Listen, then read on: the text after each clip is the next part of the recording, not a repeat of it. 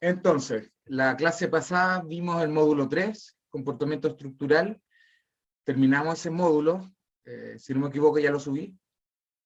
Les debo todavía el video de la clase pasada, lo voy a subir también esta noche. Y con eso pasamos directo al módulo 6, que se llama Diseño de albañilería estructural, verificación de albañilería sin refuerzo. Si bien la albañilería sin refuerzo no es una tipología permitida para el uso en Chile, porque al no ser reforzada no se presta bien para zonas sísmicas, de igual forma es básica entenderla para luego poder diseñar con refuerzo. Entonces, primeramente tenemos que entender cómo se comporta y cómo se diseñaría una albañilería sin refuerzo, para luego entender también el por qué y cómo se usan los refuerzos en la albañilería. Acá, como les decía, siempre me gusta poner una diapositiva al comienzo, un poco para, como inspiración o para abrir el debate. Acá este es el Coliseo Romano gigantesco. Si se fijan, la construcción de albañilería sin refuerzo se viene usando hace milenios ya, y se han logrado estructuras magníficas, gigantescas, con tecnología muy primitiva. Ahora, ¿cuál es el gran salto lo que permitió el gran salto con esta modalidad de albañilería? Es justamente lo que ustedes observan acá, el arco. ¿Cuál es la gracia del arco? ¿Alguien sabe?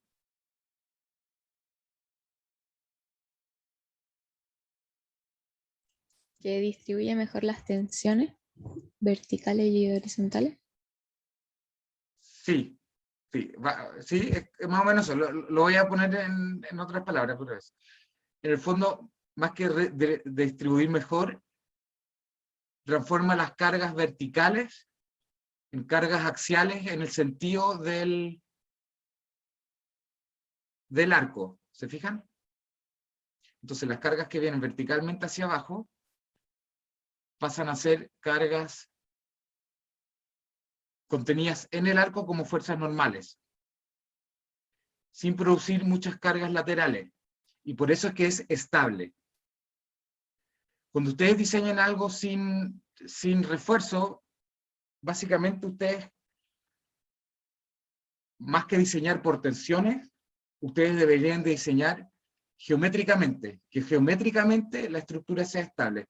Yo sé que es algo que no se, obviamente no se pasa mucho en la universidad porque tampoco es algo que se usa hoy en día, pero básicamente así es como se usa. ¿Qué significa esto? Que antes todas las cargas verticales que vienen acá pasaban a transformarse en, al llegar acá, se forma lo que se llama las líneas de empuje.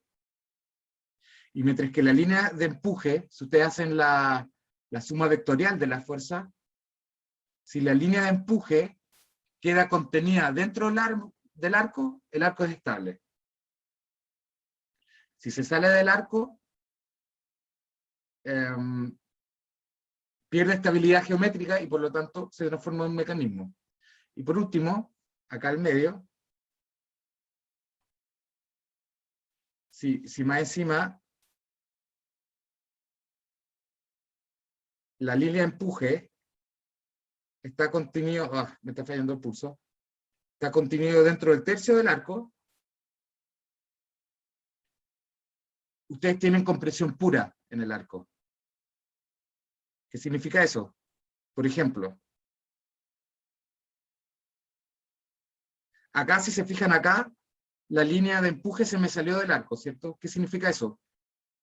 Que el empuje está de este lado, lo que significa que acá sería esperable encontrar fisuras acá, porque tenemos cierta flexión. Lo mismo acá, al tener la línea de empuje por afuera, por arriba, es esperable que se formen grietas acá. ¿Se fijan? Ahora, Eso no significa que no sea estable, simplemente significa que se van a abrir las grietas, pero sin perder estabilidad. Si quieren, al final del curso todavía podemos hablar algo de esto. Es súper interesante. Esta es la manera también de cómo se construyen las iglesias, básicamente. Y es como se construyó hasta la invención del hormigón armado, donde empezamos a poder construir superficies planas, caras planas. Eso gracias al refuerzo, nuevamente. Pero eso ya es muy tardío, eso viene del siglo XIX, XVIII recién. Ya. Muro de albañilería no reforzada. Acciones perpendiculares al muro. Esta es una de las partes más importantes porque, si bien, como yo les dije, hoy en día diseñamos con albañilería reforzada, en ciertos casos también tenemos que hacer cálculos para albañilería no reforzada. Sobre todo, como lo destaco acá, cuando es confinada. Cuando la albañilería es confinada, la acción fuera del plano es no reforzada. ¿Se acuerdan? Porque ¿se acuerdan? Cuando teníamos albañilería confinada, el paño de albañilería que está acá al medio es no reforzado. Por lo tanto, su acción fuera del plano, aunque esté reforzado en su plano, fuera del plano es no reforzada. Entonces, acciones perpendiculares al plano del muro pueden corresponder a sismos, empujes de suelo o líquidos o explosiones. Les puede parecer raro el término de explosiones, pero en los últimos años ha tenido mucho auge, en las últimas 2 décadas, el tema de las explosiones en edificios de albañilería. ¿Por qué? Porque Europa tiene un stock muy, muy grande de albañilería no reforzada. Es más, todas las ciudades viejas de casi todas las ciudades europeas son en albañilería y son ciudades históricas. Y son en estas partes también donde se concentra todo el poder político y económico, en las ciudades viejas, en la parte vieja de las ciudades. Y desde el auge del terrorismo internacional, el estudio en cuanto al comportamiento de albañilería en explosiones ha tenido un auge muy grande, y de hecho se han dado muchas becas para estudios de doctorado respecto a este tema. ¿Qué pasa con la albañilería en explosiones? Justamente por el tema del terrorismo. En Chile obviamente no es tan importante, no lo consideramos tanto como por ejemplo los sismos. Pero es un tema, para que lo tengan en mente. Luego, los momentos de flexión que producen estas acciones los resisten los paños de albañilería haciendo uso de su resistencia a tracción por flexión. Nosotros siempre hablamos que la albañilería, al igual que el hormigón, no tiene resistencia a la tracción, ¿cierto? Pero también sabemos que eso es netamente una simplificación, es un criterio de diseño, pero en la realidad obviamente sí tiene cierta capacidad de la tracción. Y en el caso de la flexión, justamente es la fibra traccionada la que define la capacidad por tracción. Entonces, tenemos la tracción por flexión, y los momentos de flexión dependen de las condiciones de apoyo del contorno del paño y el valor de la relación entre el ancho, o sea, el largo del muro y el espesor del muro, o la altura versus el espesor, depende de cuál mande, si manda el ancho, o sea, el largo, en este caso, el largo, o la altura del muro. Y obviamente también depende de las condiciones de borde. Como les dije, en este caso, por ejemplo, cuando ustedes tienen un techo liviano, y si no tienen una cadena en la parte superior, o el muro es muy largo, y aunque tengan cadena, este borde no se puede considerar como un apoyo. Al igual que estos muros, si no están bien conectados entre sí, tampoco ustedes podrían considerar esta arista como un apoyo. Por eso es que en la albañilería confinada se confinan todos los bordes, por tanto las 4 aristas del paño de albañilería las consideramos como confinadas. ¿Cómo calculo la flexión fuera del plano? Bueno, una de las maneras de hacerlo es como ustedes calculan una losa. Cuando ustedes calculan la solicitación en una losa, ustedes probablemente ya pasaron esto, las tablas de Stiglat, creo que hay otras que se llaman las de Marcos, creo que es para calcular la deflexión fuera del plano. Entonces, ustedes pueden imaginarse una carga distribuida en la losa, y luego mediante las tablas, y la relación entre LI y LX, siendo LX creo que siempre el lado más corto, ustedes pueden determinar el momento en ambas direcciones. ¿Cierto? ¿Han visto esta tabla? ¿Y cómo funciona?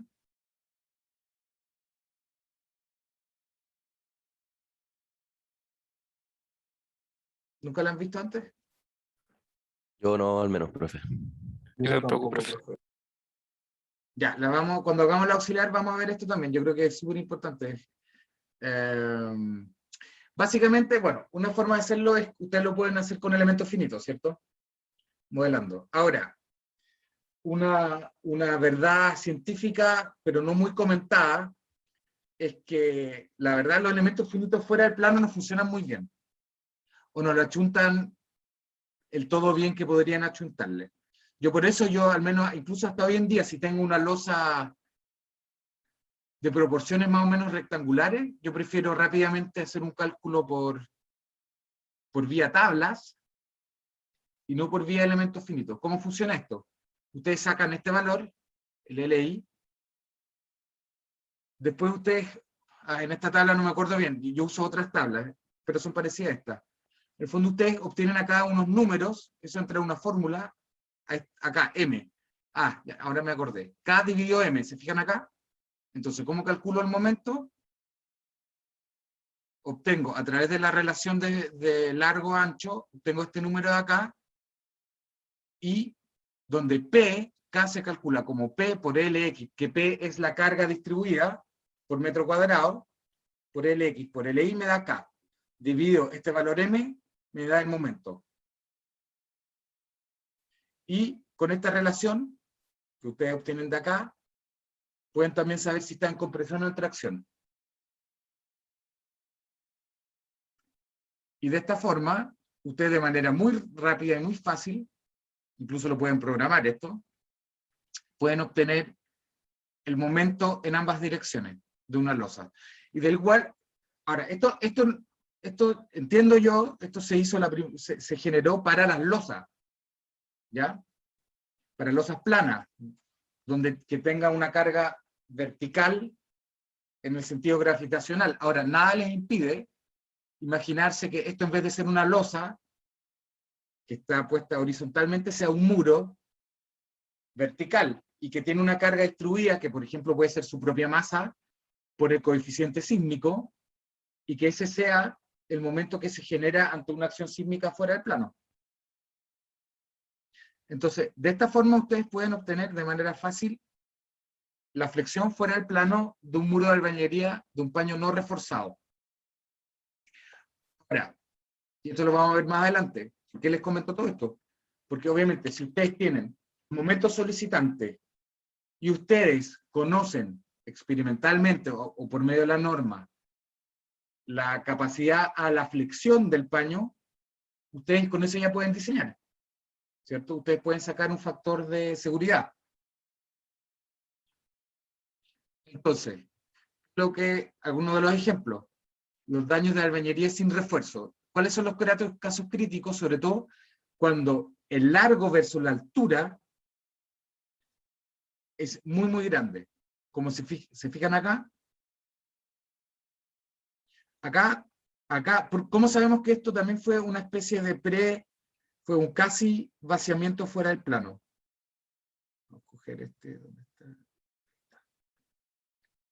Por la forma que tiene el daño, ¿se fijan? Significa que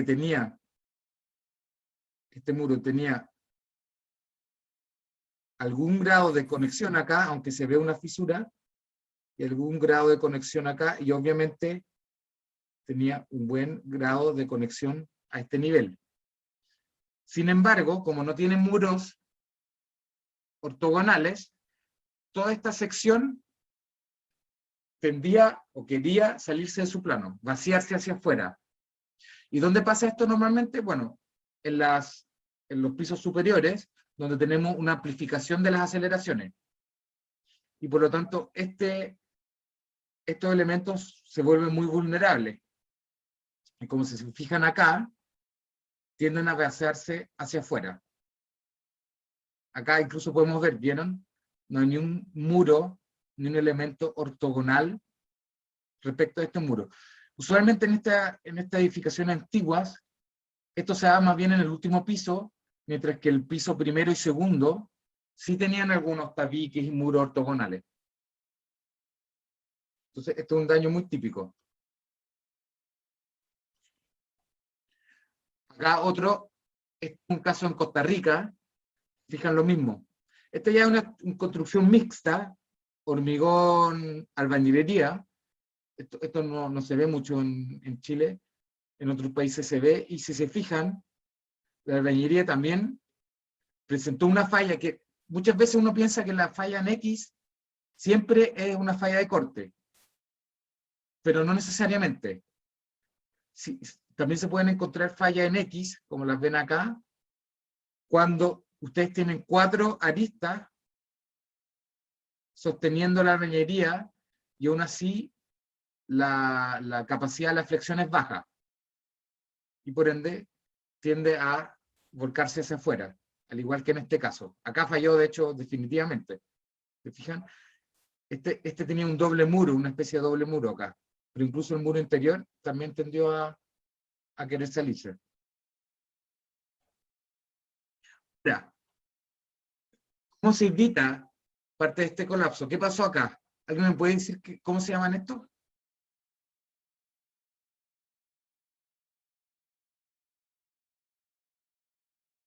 ¿Qué son estos? Estos elementos de acá. Estos se llaman los contrafuertes. Y si se fijan, prácticamente todas las iglesias de Chile que todavía están en pie, tienen algunos de estos elementos, contrafuertes. Son elementos que rigidizan el muro, en el fondo le dan apoyo a los muros fuera del plano. Esta vivienda, en ese sentido, estaba bien pensada. ¿Cuál es el problema de esta vivienda? ¿En qué falló?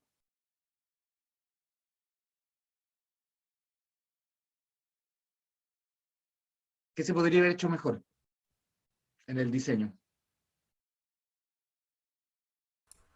Quizá esas columnas más arriba, los pilares, como que Exactamente, donde está fallaron.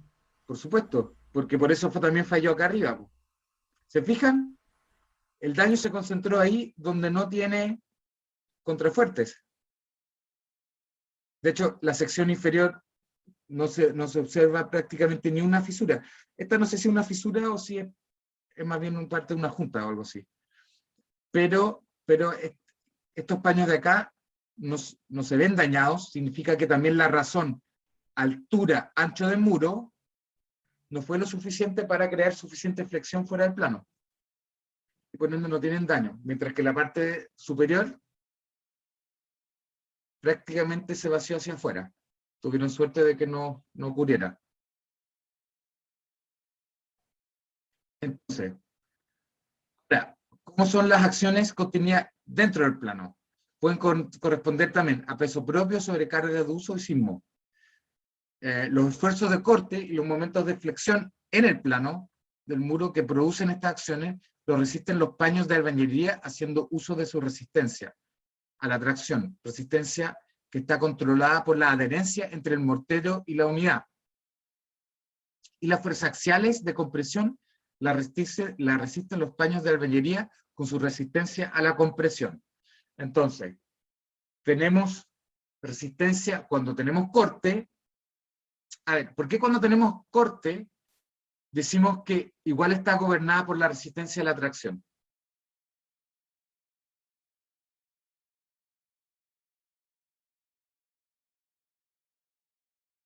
Vamos a ir acá. ¿Por qué cuando tenemos corte decimos que tenemos que la resistencia está gobernada por la resistencia de la tracción?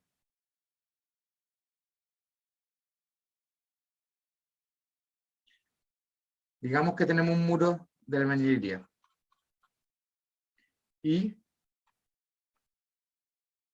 le estamos aplicando una gran carga en esta dirección. ¿Qué es lo que le va a pasar al muro?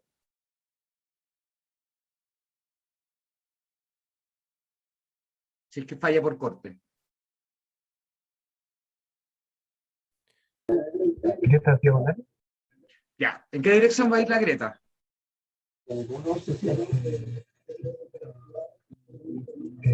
Desde donde, no sé, puede ser como desde donde está la carga, ¿Hacia desde esa dónde? punta como hacia la Ya. otra esquina. Sí, o- muy bien, exactamente.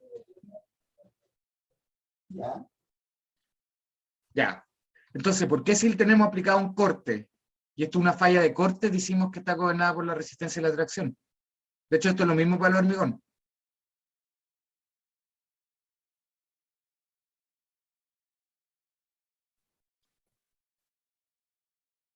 ¿No les parece extraño eso?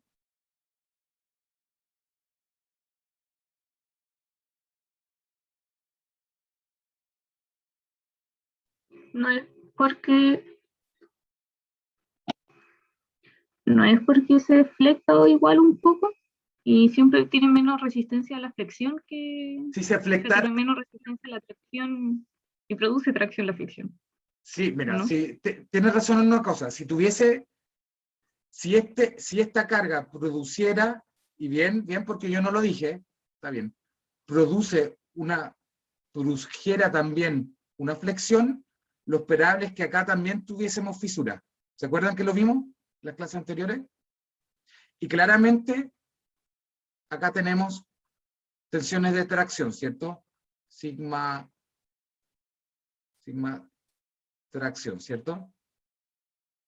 Pero voy a corregir entonces mi supuesto y vamos a decir que de igual forma yo voy a estar comprimiendo el muro, por ende no voy a poder generar flexión, entonces vamos a tener compresión, corte puro.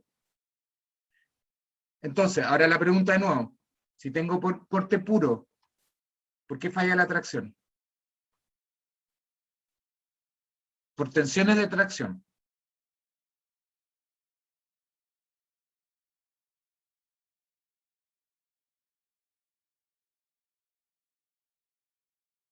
Ya, 0,2 puntos al que me responda en la tarea. Puede A ser ver, porque... no escuché bien. Ya. Está muy lejos del micrófono, parece. Ahí, Sí, ¿aló? ahora sí. sí, ya. Que puede ser porque ya al aplicar la fuerza, ¿cierto? Se deforma el muro. Sí, Entonces lo que hace es que, ¿cómo decirlo? Como los vértices se forma en esta dirección, ¿cierto? Ah, no sé si lo Sí. dibujé, pero algo así. O sea, haga eso o Claro. agregue una malla. Entonces, A ver, vamos digamos a que callar los al vértices... compañero, dame un segundito. Ahí Al el- 20, pero que llegue hasta el final, porque está abierta, no como estilo, sino que como se trabaja con muros. no escucho. ¿Aló? Sí, aló. No, atención. Álvaro Sí. está hablando, ¿cierto? Álvaro, ¿estás hablando? Sí, profe. Sí. Ya, no sé cómo callar a tu mute. No lo puedo callar. Ya. Ahora sí, te escucho. Entonces, yo digo lo que pasa es que al aplicar esa fuerza, a ver cómo decirlo, inicialmente yo tengo una distancia diagonal que Ya. es, por ejemplo, X, Ujú. pero al aplicar la fuerza, esa distancia diagonal al deformarse queda más larga. ¿Cuál distancia? ¿Esta? ¿La altura? No, la distancia diagonal. Esta es diagonal. Y Sí, pero en la al otra dirección. deformarse queda más larga. o más Sí, corta. pero ¿Ya? el otro lado, profe. El otro lado, Ah, el otro. claro, al deformarse, sin aplicar la carga, tengo una distancia diagonal X, pero al aplicar la fuerza, esa distancia diagonal queda más larga por la deformación. Entonces eso está diciendo que hay una atracción ahí, por eso se genera esa grieta diagonal. Ya, estás bien, falta un poco. Ya, un punto, dije dos, estás a media. Ya. Ese es un poco va por ahí la génesis. A ver, pongámoslo otra, más que la deformación, es la deformación unitaria. Es una palabra que a mí en español no me gusta mucho porque deformación es como larga y no. En inglés le dicen el strain. Esa es la deformación unitaria, ¿cierto? Sí, o sea, tú estás hablando de desplazamiento, pero más bien a nivel más micro, ¿cierto? Las deformaciones unitarias van a ser distintas, ¿sí? Esta se acorta y esta se alarga. Y eso crea algo acá adentro. ¿Alguien más le quiere dar otra oportunidad a la explicación? ¿Cómo es este lápiz? ¿Alguien quiere dar? Te mandé la bandera 2, ¿empezaste? Ya, vale. Buena pega. Aló. Tenemos a alguien conversando ahí. ¿Ya alguien más le quiere dar un intento? Ya, lo voy a explicar yo. Ustedes normalmente usan los ejes globales, ¿cierto? Y si ustedes metiesen esto en un software de ingeniería, ustedes obtendrían acá, en esta dirección, los tau x, digamos, xx, ¿cierto? Y en esta dirección, por la carga axial, el sigma i, ¿cierto? ¿Estamos de acuerdo hasta ahí o no?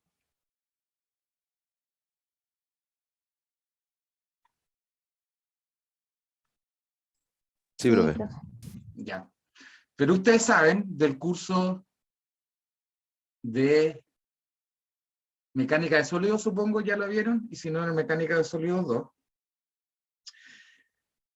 Acá existe una dirección, que podemos calcularla, que a través del, creo que se llama el tensor, si no me equivoco, donde se generan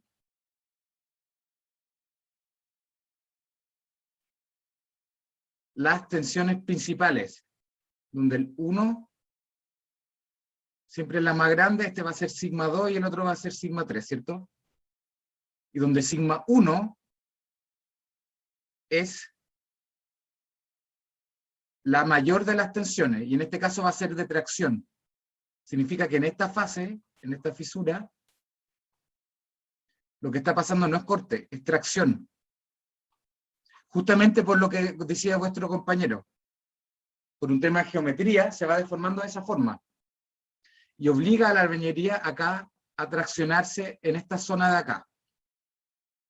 Por ende, la albañilería en esta fase falla por una tracción en el área de la fisura, justamente tracciona el muro en direcciones opuestas. Y así es como se genera la fisura, en esa zona. ¿Se entiende o no? Entonces, ustedes tienen corte si lo ven según las coordenadas globales del muro.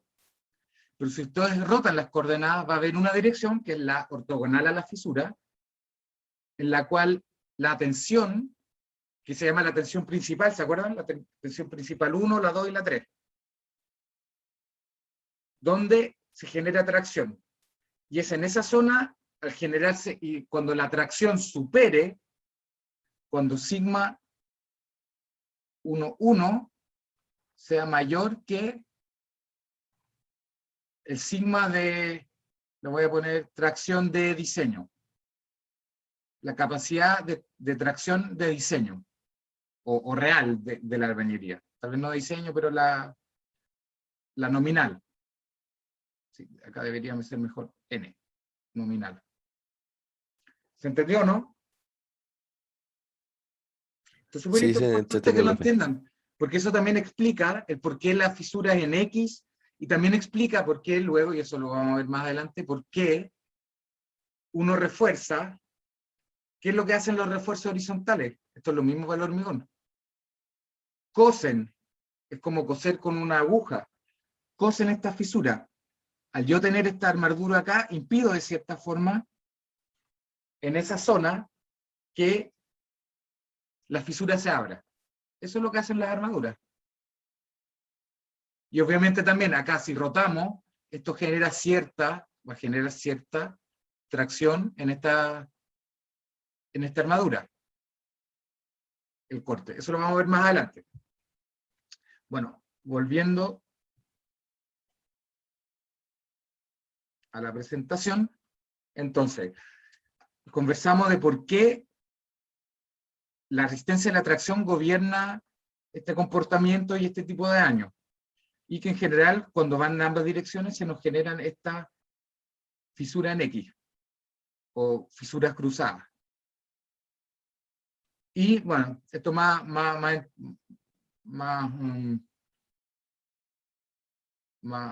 comprensible, más directo, es las fuerzas axiales generan compresión pura, y por ende también esa se gobierna por la resistencia a la compresión. Acá un ejemplo. ¿Alguien reconoce esta foto?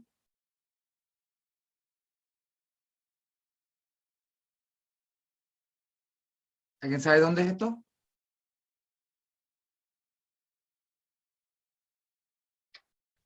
¿Les parece conocido? Podría ser la facultad, si me la juego, pero no sé. Sí. Más específico. ¿Dónde creen que es esto? 850. ¿Dónde, disculpa? ¿En qué edificio? Podría Partamos por ahí. ser, podría ser La Disculpa, por Pilar, ahí. Sí, ¿dónde decía? la pajarera, o por ahí. La pajarera tiene una arquitectura muy parecida, pero este daño no fue en la pajarera. Fue en otro edificio. Ah, ¿Qué pero es otro ahí, edificio? ese edificio. el de física, podría ser entonces. El de física. ¿Dónde?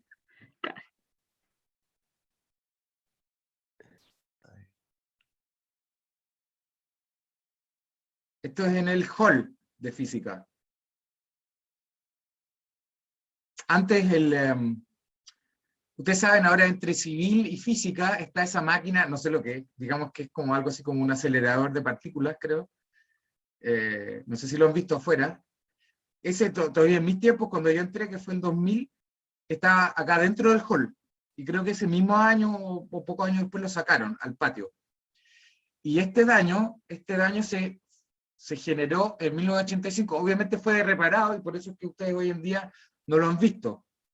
Entiendo que se reforzó también con algún tipo de refuerzo de acero.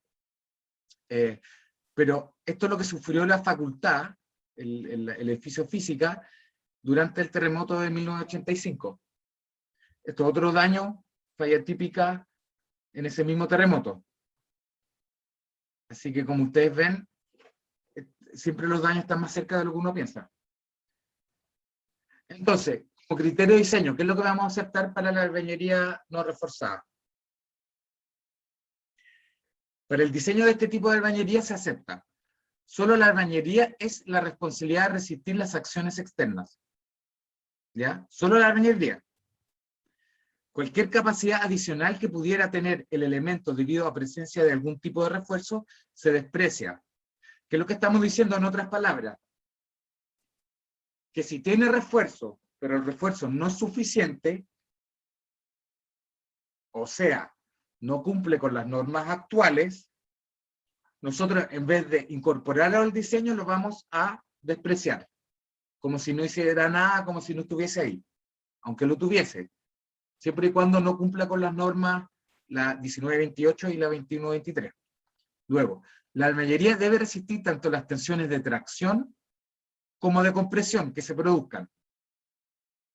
De nuevo, la de tensión, o indirectamente, también acá podemos hablar de corte, si es que ustedes hacen de alguna forma un símil y calculan a cuánto equivaldría la fuerza de corte para generar estas tracciones en la albañilería.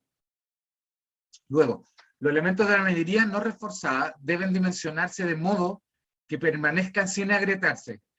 ¿Se acuerdan a qué tipo de diseño corresponde eso? ¿Cómo le estábamos llamando a este tipo de diseño?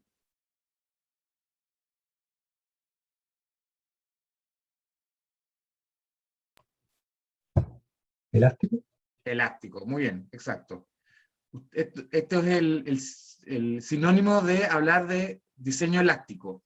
O sea, ¿y a qué conlleva? ¿A qué conlleva en el caso de la albañilería el diseño elástico? También lo habíamos mencionado anteriormente.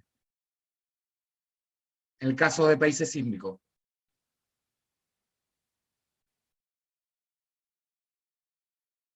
¿Cómo logramos diseñar elásticamente con albañilería? Con muchos muros y muros muy gruesos, de alto espesor.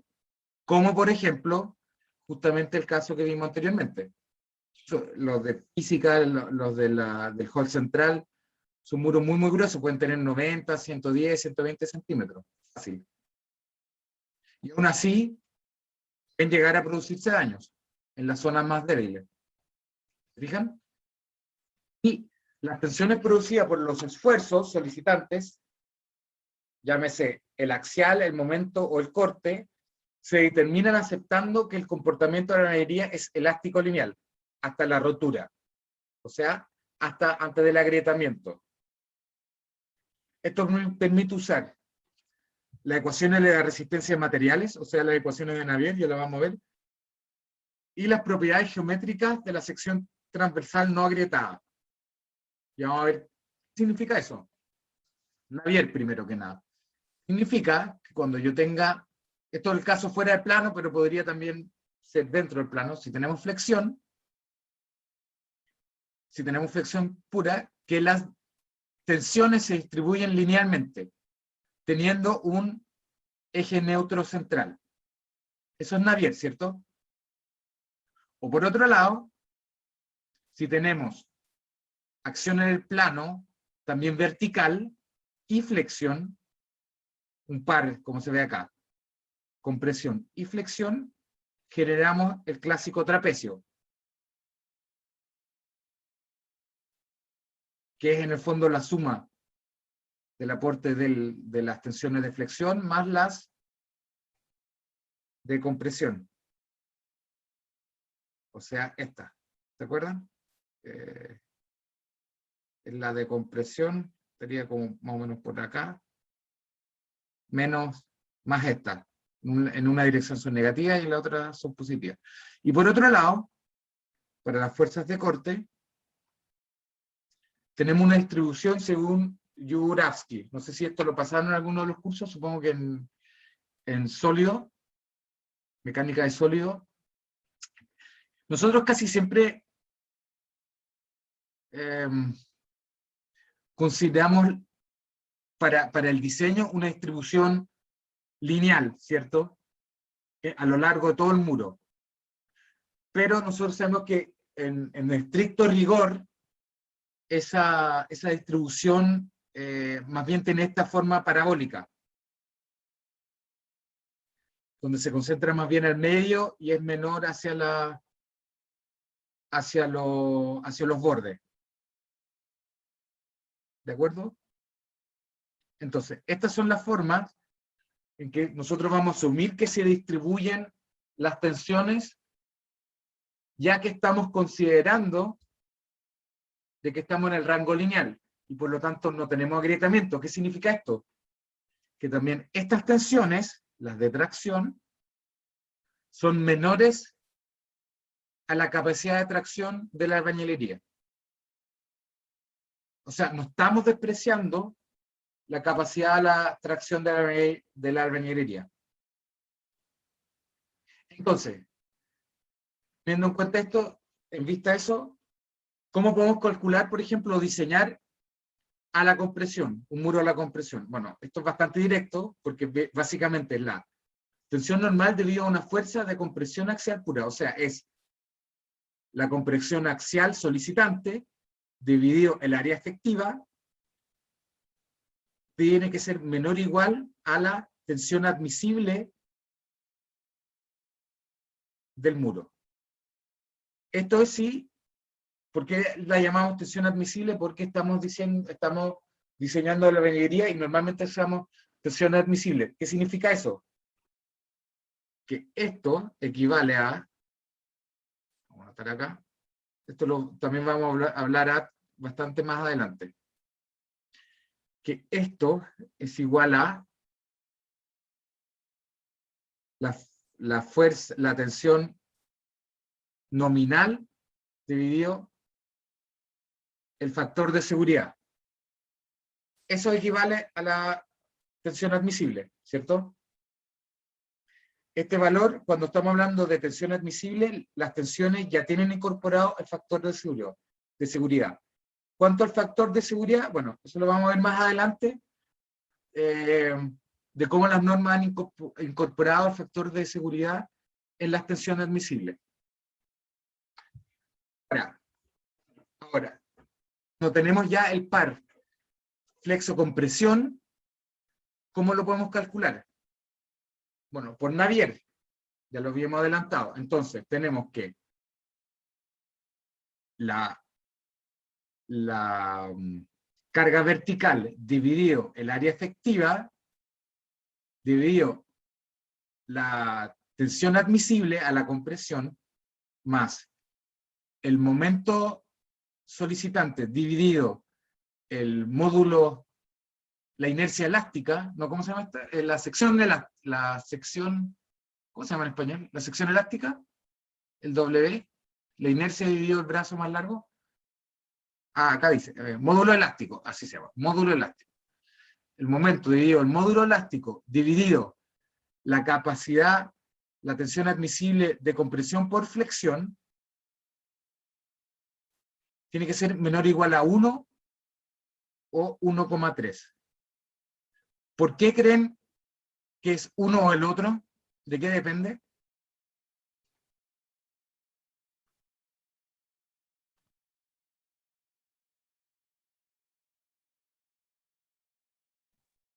Tiene que ver con la filosofía de diseño. ¿Qué pasa cuando diseñamos con tensión admisible? Método por tensión admisible, o el ASD.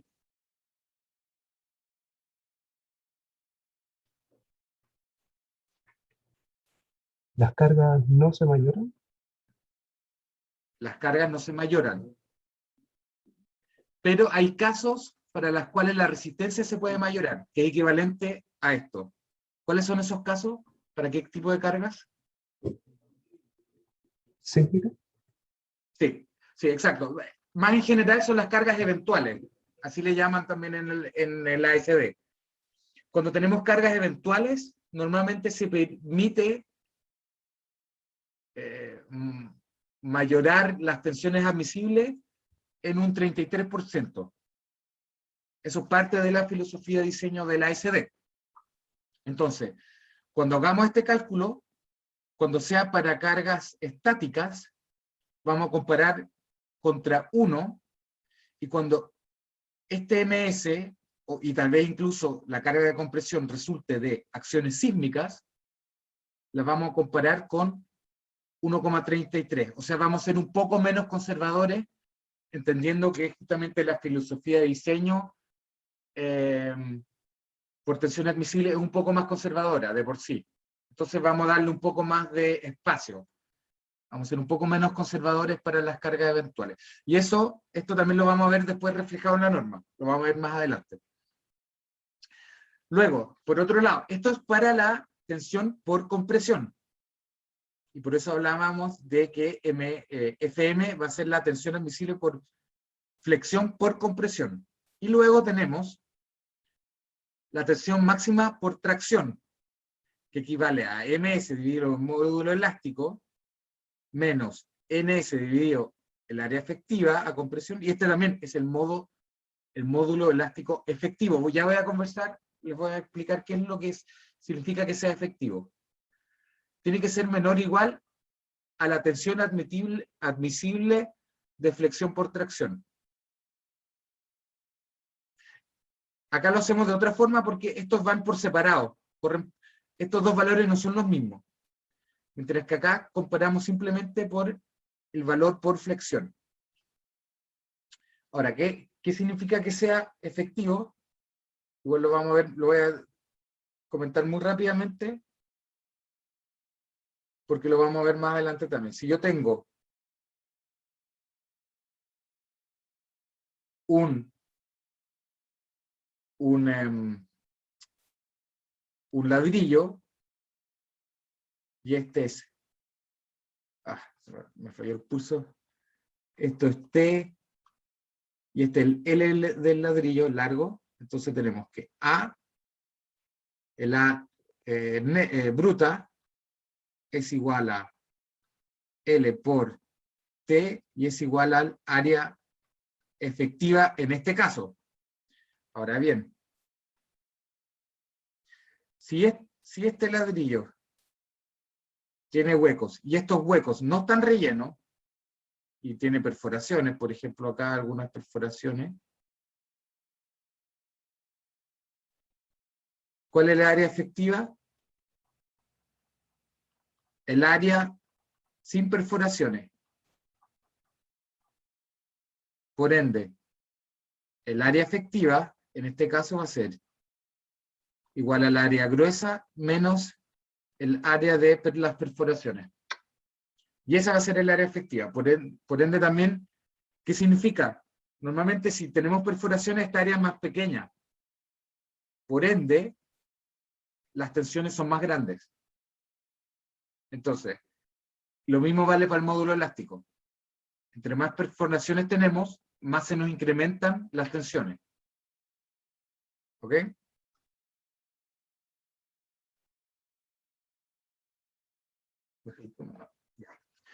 Y por último, método de las tensiones admisibles por esfuerzo de corte.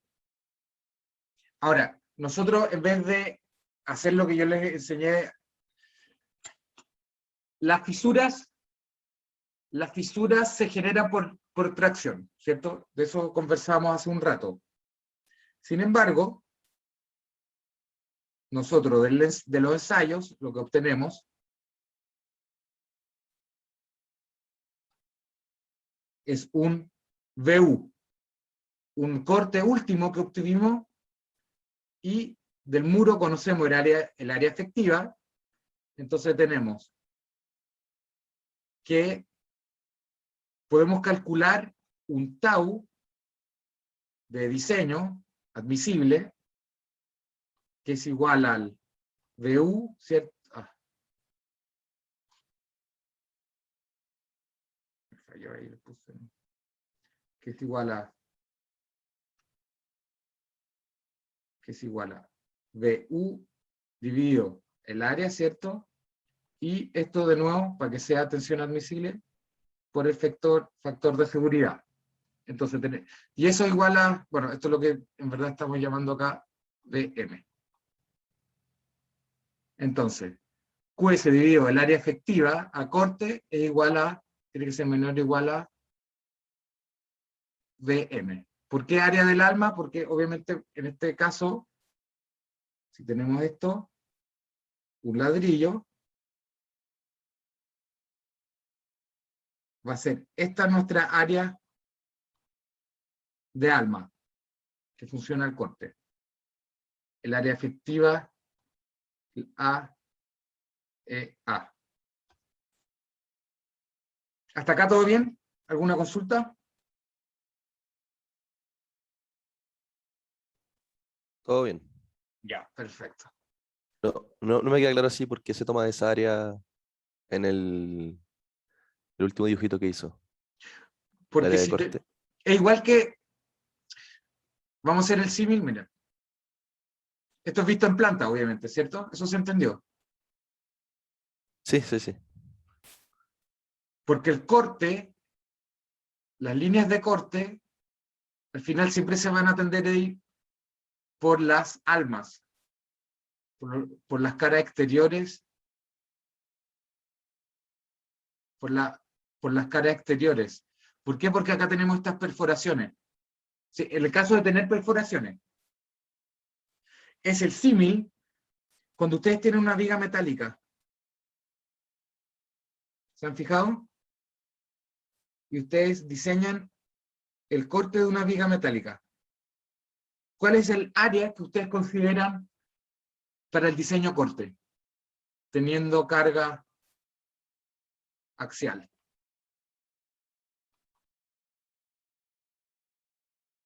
Ustedes ya tomaron el ramo de diseño de acero, ¿cierto? ¿Cuál es el área de lo corte? tomamos. ¿Ah? El área del alma, ahí probablemente. Creo que le dicen así en la norma, AB.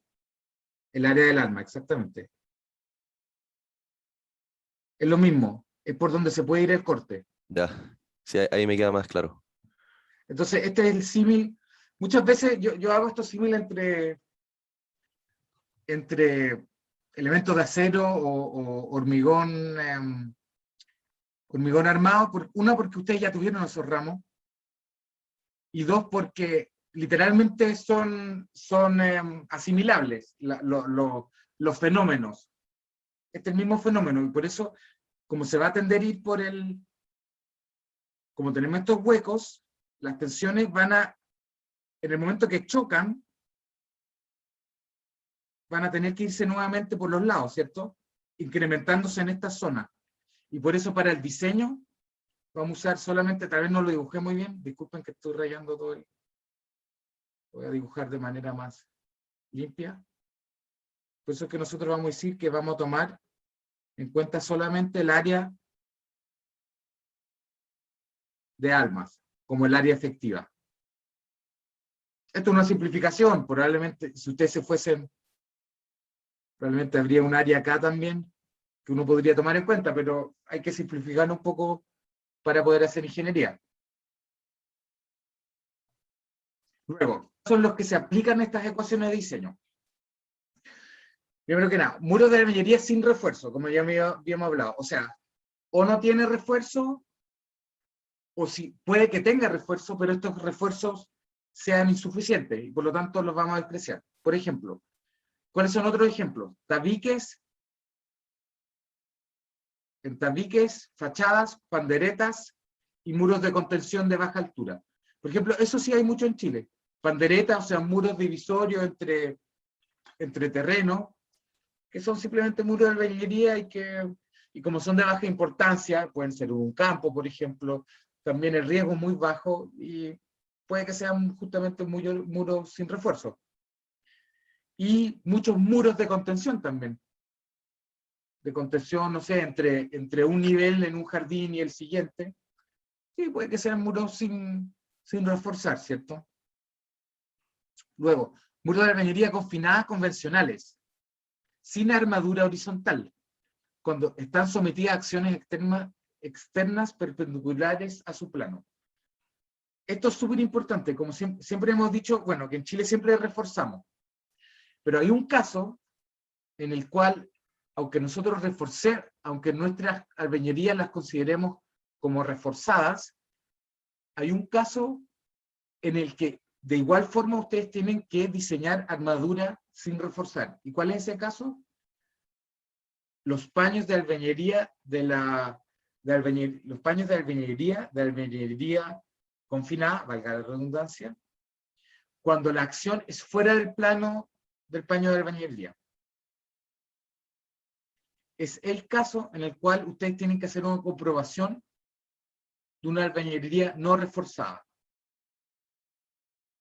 Básicamente es el único caso. Después, muro de albañilería armada ante acciones perpendiculares a su plano, cuando las armaduras verticales se distribuyan muy distanciadas, por ejemplo, a una distancia mayor que lo permitido por la norma 1928. Esto va un poco en esta línea, como no es conforme a la 1928, vamos a decir que sin refuerzo, aunque pueda tener armaduras verticales. Y cuando se requiere un control estricto del agrietamiento por condiciones de uso o servicio, independientemente del tipo de refuerzo que se utilice. A ver si a alguien se le ocurre uno de estos ejemplos. ¿Cuándo esto podría ser importante? Voy a prender la luz si me permite. Estoy muy oscuro en la calle. ¿Cuándo podríamos requerir un control muy estricto del agrietamiento? ¿A alguien se le ocurre un tipo de estructura?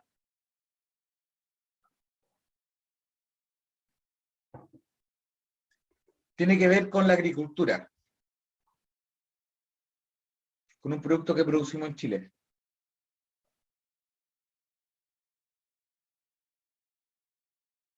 ¿Cuál es uno de los productos insignes chilenos?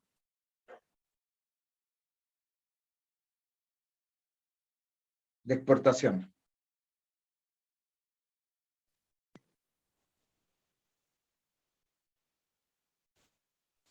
El vino. El vino, muy bien. Y el pisco. Y hay muchos estanques antiguos que todavía existen y todavía se usan. Creo que aquí Pisco Capel creo que tiene varios de estos. Y supongo que muchos otros viñedos también. Esos estanques, los antiguos, son de albañilería, algunos. Y estos requerían justamente de un control estricto del agrietamiento. ¿Qué significa eso? Que obviamente tienen muros muy gruesos para evitar el agrietamiento y por ende también el vaciamiento de su contenido. Entonces, antiguamente todo lo que era pozos y contención de líquidos con albañilería requerían de esto, un control muy estricto del agrietamiento. Otro caso, pero que obviamente requeriría, y probablemente no siempre lo tenían, son las chimeneas industriales. Por lo mismo, porque si ustedes tienen agrietamiento, obviamente ya no cumple su función. Entonces, chimeneas también es uno de esos elementos que si uno le diseñaría hoy en día, debería tener un control muy estricto al agrietamiento. Las chimeneas es todo un tema. Y porque todavía en la industria hay muchas chimeneas hechas que son de albañilería y que cada cierto tiempo, bueno, se agrietan, se fisuran. También tienen el problema de los ciclos de calor-frío, porque llevan adentro gases calientes y por fuera puede que haga frío, entonces se agrietan. También hay mucho de eso, en cuanto a estudios de ingeniería en Chile. Control, y bueno, a nivel mundial, por las chimeneas de albañilería. Tensiones admisibles. Estas tensiones son entregadas por las normas de diseño y su valor depende de la calidad de la albañilería y la calidad de la mano de obra. Al usar tensiones admisibles expresadas en su función de la resistencia prismática, o sea, F'M, y ahora vamos a ver más adelante más de estos términos, de cómo las normas usan los términos. Esta debe calcularse usando el área de contacto, o sea, el área efectiva, entre hiladas del prisma, cuando la albañilería se construye con unidades de geometría similar a los bloques de hormigón y sin relleno total de huecos. Y esto es lo más importante de todo, en Chile no hay norma chilena para el diseño y cálculo de muros de albañilería no reforzada. ¿Qué significa eso? Que nosotros en estricto rigor siempre vamos a tener que diseñar o albañilería armada o albañilería confinada. No se nos permite diseñar sin refuerzo. Entonces, cabe la pregunta, entonces, ¿para qué vimos los casos anteriores? Esto, el cómo podríamos diseñar la albañilería no reforzada. Bueno, porque todavía en Chile hay un stock grande de edificaciones que no tienen refuerzo. Entonces, si ustedes algún día tienen que diseñar, o sea, no diseñar, verificar alguna estructura histórica que no es reforzada, probablemente vayan a tener que apelar a estas expresiones. Y va a ser válido porque ustedes obviamente no van a poder reforzar una estructura no reforzada a todos los detallamientos y y predisposiciones que tienen las normas. Ustedes no van a poder actualizarlas. Entonces van a tener que llegar a un compromiso ahí, al momento de enfrentarse a estructuras no reforzadas. Ya, vamos a dejar la clase acá. ¿Alguna consulta o pregunta?